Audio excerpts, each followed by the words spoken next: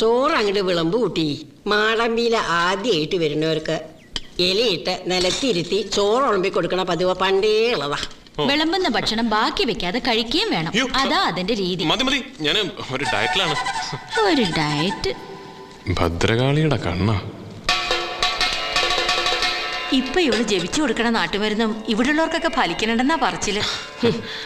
എല്ലാരും കൂടി ഓരോന്ന് പറഞ്ഞ് ഇവളെ അടുത്ത ദേവി വെക്കാൻ പോവാ. ഒന്നും പറയാണ്ടിരിക്കുക ഭേദം. ഗായത്രി കുഞ്ഞ് ഇവിടുന്ന് പോയതുകൊണ്ട് ദേവിയും ഭഗവതിയും ഒക്കെ ആവാണ്ട കഴിഞ്ഞു. ദേവിയോ? രസം, മോര്, പുളിശ്ശേരി. രസം.